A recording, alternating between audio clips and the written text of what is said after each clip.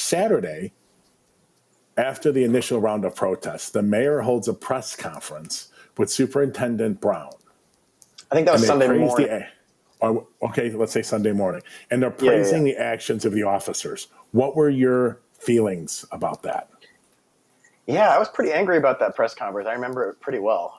And I think the thing that made me so angry was that I knew that how could they even possibly be praising either side's actions when there was no time to really review it all? You know, I mean, you know, look how long it took the Inspector General to review the events of this summer to come out and unilaterally praise officers. And you look at Mr. Foreman, you know, the head of the police board, he's out there praising the officers that morning. And then I think the same day, hours later, he gets beaten by cops while he's walking through a protest. He gets batoned in the legs. And so it's just, I found that to be incredibly incensing and a bit condescending towards the massive amounts of protesters who were downtown, who many of them, it's been proven now, have received mistreatment. And I thought it was very frustrating, especially as a mayor who ran a progressive campaign, you know, about bringing in the light. I thought it was very frustrating.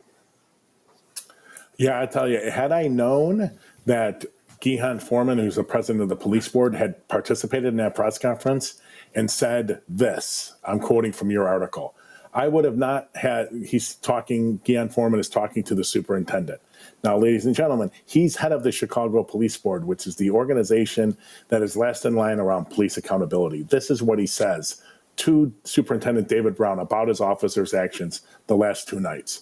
I would not have had the same restraint that many of your officers showed last night. First of all, I remember that one. Yep.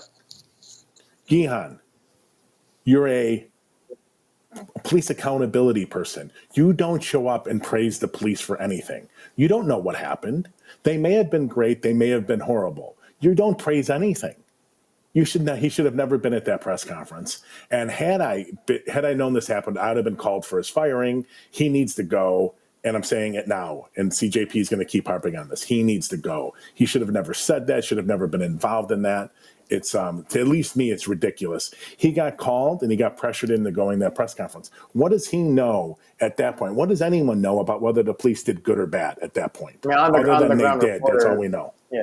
On the ground reporters, I mean, we were still trying to make heads or tails of it. And I know that the police and the mayor's office has access to plenty of footage that obviously the general public doesn't. But I got to imagine that there's no way you could parse through that level of an event or a protest or even an uprising or whatever, what have you, in 12 hours. I just have a hard time believing that.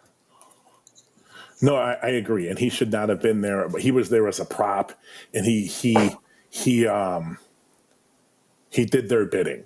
And that, as a police accountability person, and when you're in that position, you shouldn't do anyone's bidding. You're supposed to be independent of everyone, the cops, the supposed victims or the alleged victims or the victims, however you want to phrase them, survivors. You should not have been there at all. So that really pisses me off.